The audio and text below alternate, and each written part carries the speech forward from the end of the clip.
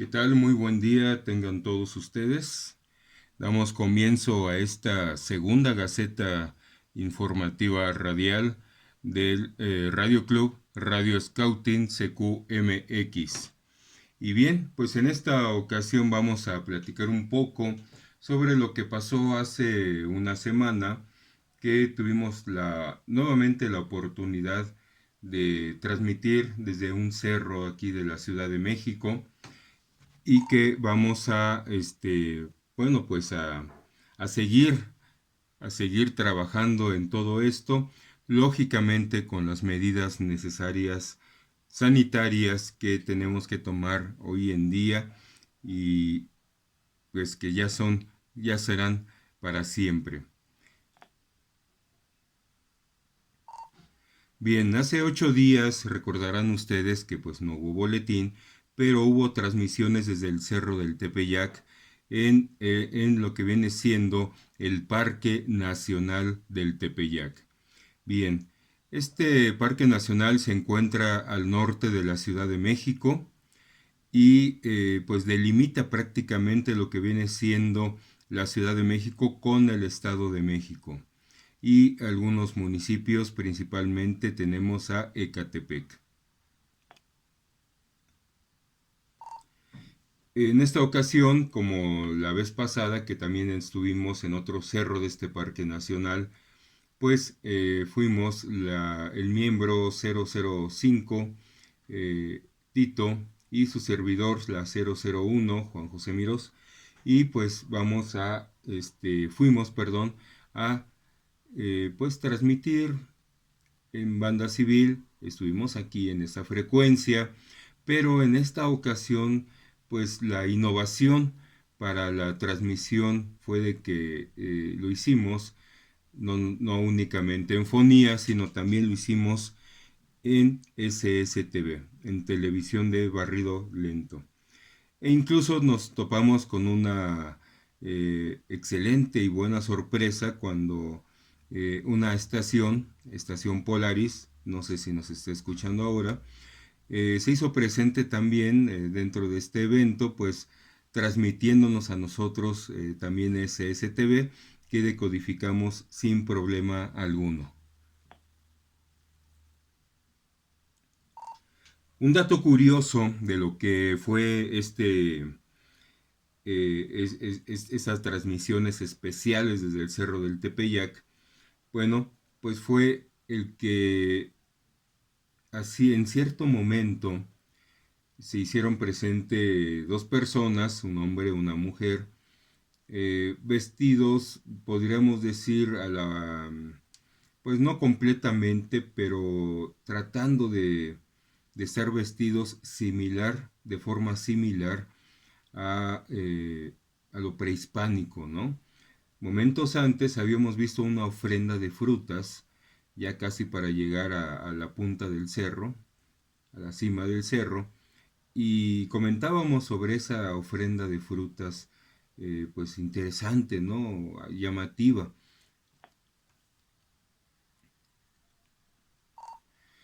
Cuenta la leyenda de que en la punta del cerro, donde hay una construcción blanca de 2 pisos, alta, ¿sí? Donde tenemos en su interior, pues prácticamente un altar muy grande con muchas cosas dedicado a la Virgen de Guadalupe porque les repito, cuenta la leyenda de que en ese lugar fue una de las apariciones que se dieron en aquellos años. Todavía era México, bueno, México no existía, todavía éramos el virreinato de la Nueva España, cuando ahí fue una de las apariciones al indio Juan Diego de la Virgen de Guadalupe. Bien, pues esta leyenda también tiene su lado, pues, de que muchos indígenas, ustedes sabrán también, esto lo marca la historia, no solamente en México, sino en en muchos países también de Latinoamérica, Me tocó verlo también en países como Cuba, por ejemplo, donde se da ese sincronismo entre lo que viene siendo la religión católica y también lo que viene siendo la religión propia de los naturales del lugar.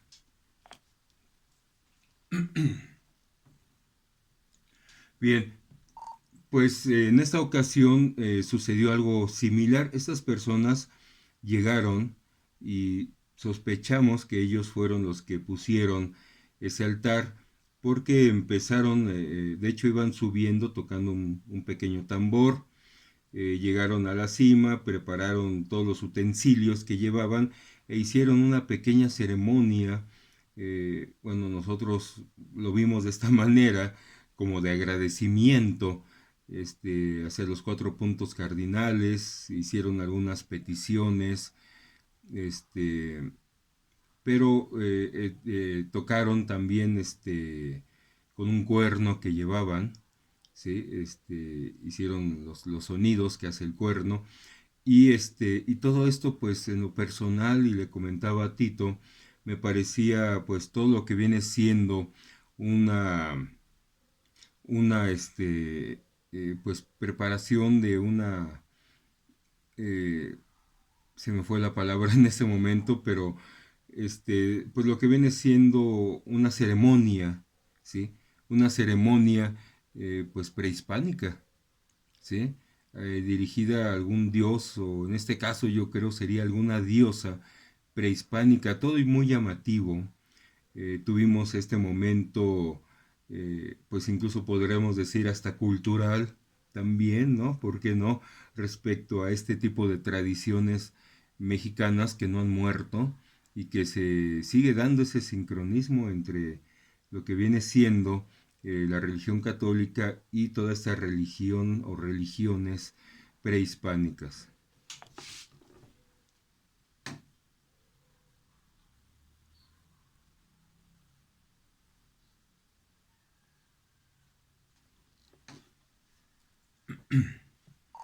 Bien, continuamos. Y bueno, pues hicimos diversas transmisiones, estuvieron presentes algunos amigos, aparte de esta estación Polaris. Me disculparán si, o me disculpará también él si me está escuchando, se me fue ahorita el nombre, pero estuvo también Andrés, estuvo también, nos sorprendió mucho escuchar a, este, a Luis, también miembros del Radio Club, y que bueno, pues aquí estuvieron presentes y que estuvieron decodificando mucho estas imágenes que pues ya pueden ver el video en el canal de YouTube del Radio Club.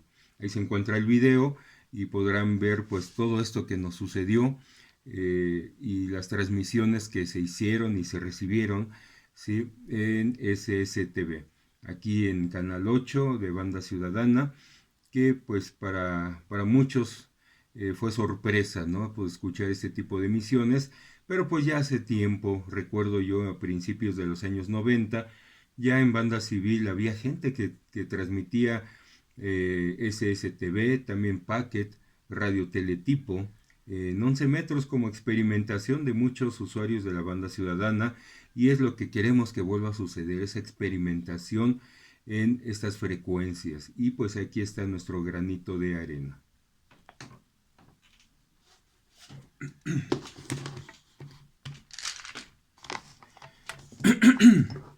Bien, pues nuevamente reciban un saludo.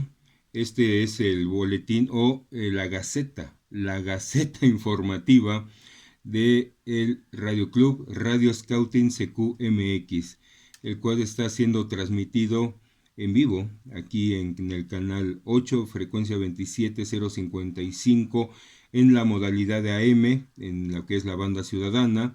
Está siendo transmitido también por la aplicación de Sello en nuestro canal que se llama Radio Scouting MX, y en breve será subido el video también a nuestro canal de YouTube que es Radio Scouting CQMX.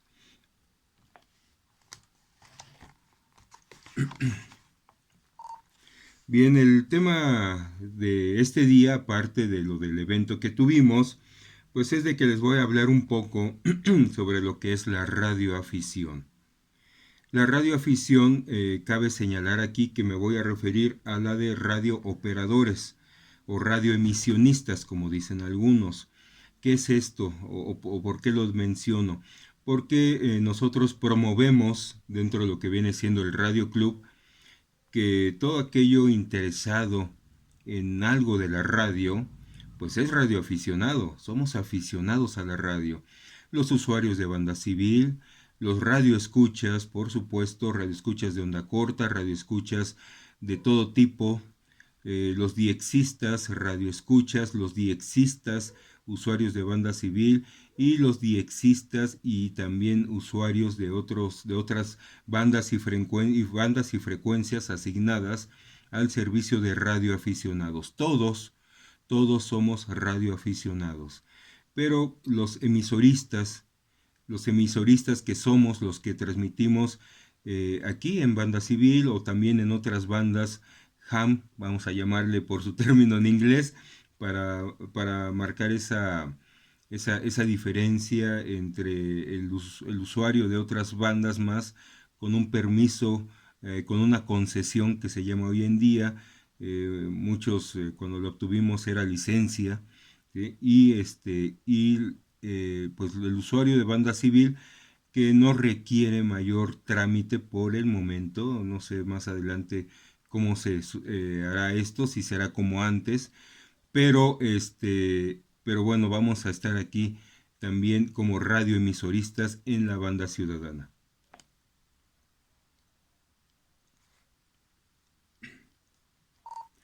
Pues bien, los radiooperadores aficionados realizamos varias tareas de investigación también, de investigación técnica y de intercomunicación. Los aficionados a la radio, prácticamente, pues esta afición que tenemos todos nosotros nació con la propia radio. En sus comienzos, pues no se tenía el prestigio que se tiene hoy en día los radioaficionados, es decir, no se nos reconocía por nuestras actividades de investigación tecnológicas, de auxilio a la sociedad, también en casos de emergencia, etcétera, etcétera. Y pues en aquellos tiempos realizaban experiencias privadas por medio de estaciones y parte de esa experiencia por medio de estaciones de radio de construcción totalmente caseras, ¿sí? Les estoy hablando de finales del siglo XIX y principios del siglo XX, imagínense. En el año de 1905, ya por aquellos años, principios del siglo XX, se comenzaron a oficializar poco a poco, pues algunas de estas estaciones que transmitían, pues, comentarios, transmitían música, lo que ahora podríamos decir una estación comercial. En aquel entonces todavía no podríamos hablar de esto, ¿no? Pero lo que hoy en día reconocemos como una estación comercial que hablan diversos temas, que transmiten música, que transmiten incluso anuncios, ¿sí? Pero en aquellos tiempos lo hacían, este tipo de emisiones, lo hacían los radioaficionados, aparte de platicar entre ellos también y conocerse, hasta donde alcanzara su señal de radio. En 1912 existían diversas estaciones ya de este tipo, ¿sí? Muchas de ellas operadas por aficionados, como les comentaba, y por esta razón pues se comenzó a reglamentar. El primer país donde comenzó a reglamentarse esto y donde se tenía noticia del mayor número de radioaficionados, pues fue el país de Estados Unidos de Norteamérica.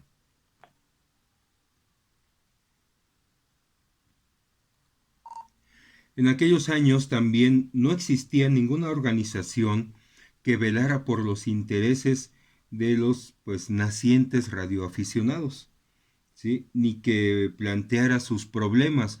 Es decir, no existía organizaciones como en Estados Unidos la ARRL, que vamos a ver más adelante cuando se funda, ¿sí? No existían las federaciones, etcétera, que algunas funcionan bien, otras funcionan mal, Pero bueno, esa es su función, velar por los intereses de los radioaficionados y ayudarlos, ¿sí? Ahora bien, siempre tiene que suceder un desastre, ¿se han dado cuenta? Siempre tiene que suceder un desastre para que se nos reconozca por gran parte, no solo de la sociedad, sino de los gobiernos, a los radioaficionados. ¿Y cuál fue ese desastre que prendió, digamos, de la mecha de reconocimiento a nivel mundial de los radioaficionados? Bueno, pues fue la aparición en el año de 1917, ¿sí? Cuando México estaba en plena revolución, cuando se está dando también la revolución rusa. Bueno, pues en el resto del mundo empieza la Primera Guerra Mundial. Y es precisamente este hecho en el que muchos gobiernos, entre ellos el estadounidense, que no se conoce que había más radioaficionados en otros países, incluyendo Europa, pero no se tenía, digamos, un censo de los mismos. En Estados Unidos, pues tampoco, pero había más número de ellos transmitiendo por lo que se cree o se tiene la idea o tenemos la noticia de que es en Estados Unidos, nuestro vecino del norte, donde existía o donde al menos transmitía el mayor número de radioaficionados.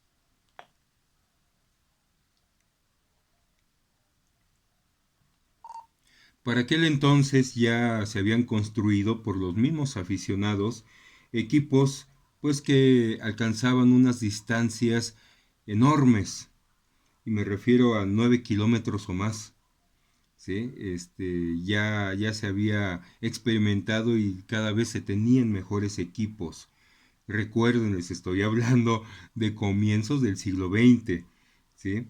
Y también tenemos que durante esta época de la Primera Guerra Mundial, pues el gobierno de Estados Unidos echa mano de los radioaficionados, ¿sí? Y los incluye dentro de lo que vienen siendo las comunicaciones para ofrecer noticias y comunicaciones e incluso a las tropas también que se encontraban en guerra en Europa. Sabemos que Estados Unidos no entró directamente a la Primera Guerra Mundial, sin embargo se tiene conocimiento, así como cuando comenzó la Segunda Guerra Mundial, que llegó a mandar apoyo, ¿sí? A algunos de sus recién entonces aliados europeos.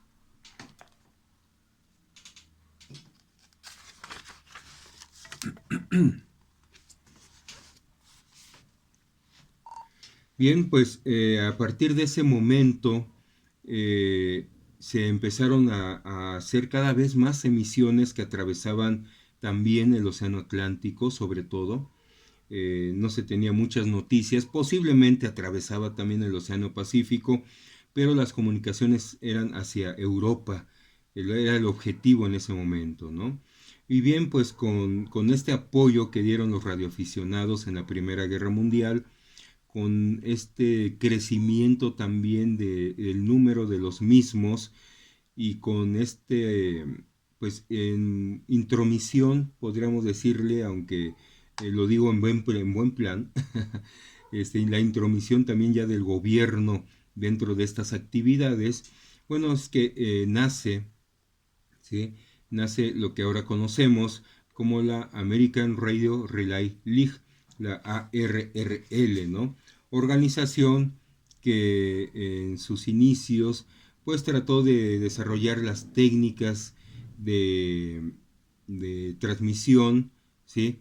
Y lógicamente empezó a agrupar a todos aquellos radioaficionados y que se empezó también a apoyar al gobierno, todos los que eran directivos o los primeros directivos de esta ARRL, apoyar al gobierno en reglamentar y en hacer leyes también para el uso de las diferentes bandas y frecuencias y también para los diferentes usos, ya que comenzaba también a darse, ahora sí, como lo conocemos hoy en día, la radio comercial.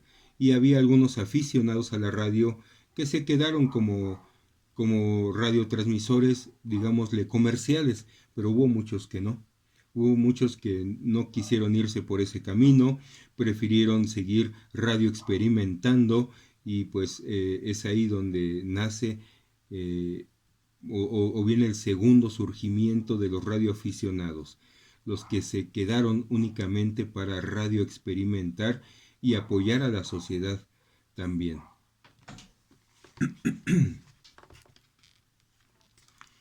Bien, el creador de la American Radio Relay League o quien encabezó esta unión de radioaficionados allá en los Estados Unidos, ¿sí? Tenemos que llevó por nombre Hiram Percy Maxim.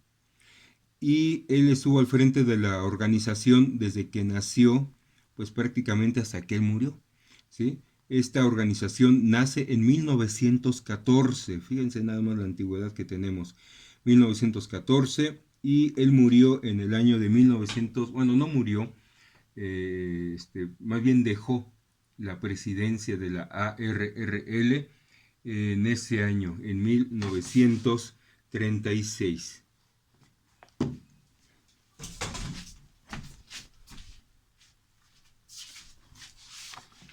En 1936 pues ya estaba más desarrollada la radioafición, había ya mejores equipos, había una gran cantidad de radioaficionados y como dato curioso, ¿sí?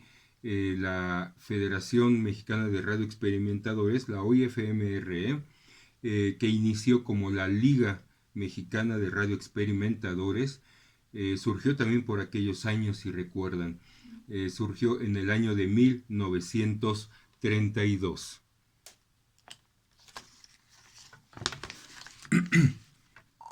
Bien, y para terminar la gaceta informativa del Radio Club de Radio Scouting CQMX, en esta ocasión me voy a permitir leerles para que lo recuerden y quienes no lo saben tengan conocimiento de lo que es el código del radioaficionado.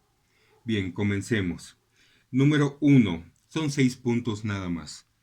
Número 1. El radioaficionado es un caballero. Nunca a sabiendas usa el éter para su propia diversión, en forma tal que moleste a los demás. Coopera con el bienestar público y con las autoridades constituidas.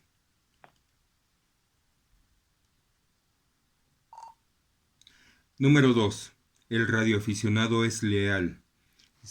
Debe su gusto a la radioafición o a las entidades que lo agrupan y les ofrece su lealtad incondicional. Esta lealtad que quiero señalar, como lo menciona este segundo punto, es para con la radioafición misma y para con las entidades que lo agrupan, ¿sí? Para las entidades que lo agrupan. Esa lealtad no es para quienes dañan esas agrupaciones, para quienes dañan el proceso, para quienes dañan la imagen, ¿sí? De esas organizaciones que agrupan a los radioaficionados. Eso es un punto diferente, es punto y aparte, ¿no? En cuestiones de lealtad. Uno es leal a la organización. Uno puede ser leal a su radioclub. Uno puede ser leal a la organización nacional o a las organizaciones internacionales, pero cuando vemos que se hace mal uso de las mismas, cuando vemos que se daña la imagen, la organización misma de estas organizaciones que agrupan radioaficionados, pues la lealtad queda mucho entredicho porque no podemos ser leales a algo que dañe a nuestra afición y que también daña incluso la imagen en muchas ocasiones de nuestros países. Entonces es aquí donde no es de que dejemos una organización, o puede ser que también la dejemos, pero luchar porque ese tipo de radioaficionados que no dejan de ser seres humanos, y los seres humanos pues habemos buenos, habemos malos, o como quieran ustedes verlo, pero es lo que llega a darse y pues luchar porque esas organizaciones realmente cumplan con los fines que fueron creadas y que sigan este código de radioaficionado. Número 3. Número 3. El radioaficionado es progresista. Mantiene su radioestación de acuerdo con los progresos de la ciencia. Su estación bien constituida es manipulada con eficiencia y con regularidad. Recuerden que esto es una afición. No es que estemos pegados a la radio todo el día experimentando, a menos de que nuestro trabajo sea quizás al lado del radio, podría ser, o cosas por el estilo, ¿no? Pero pues generalmente nosotros o la gran mayoría tenemos otras ocupaciones y la radio solo es una afición. Pero eso no implica que regularmente estemos en ella, ya sea practicando la radioafición en sus diferentes modalidades, como dije en un principio. Esto es transmitiendo, escuchando, ¿sí? También mandando informes de recepción a las estaciones de onda corta, por ejemplo, ¿sí? Contactando, haciendo de X en bandas de radioaficionados, ya sea en la banda ciudadana o ya sea en las bandas donde se requiere actualmente la concesión, así le llamamos en nuestro país. Y bien, continuamos. Número 4. Número 4. El radioaficionado es cordial, despacioso y paciente cuando es necesario. Presta su concurso o presta sus servicios, podría ser, al principiante, y evita molestias a los oyentes de radiodifusión. Bien, ¿a qué se refiere este punto? Este punto de que el radioaficionado es cordial y que se presta siempre para con el principiante es un punto muy importante. Es un punto que hay que tomar en cuenta porque todos en algún momento fuimos principiantes, ¿sí? Y todos en algún momento sufrimos quizás el rechazo de algunos, pero también recibimos el apoyo de otros. Y pues como un comentario en este Radio Club, Radio Scouting CQMX, pues tratamos de llevar a cabalidad, sí, todo el código de radioaficionado, pero este es uno de los puntos primordiales, porque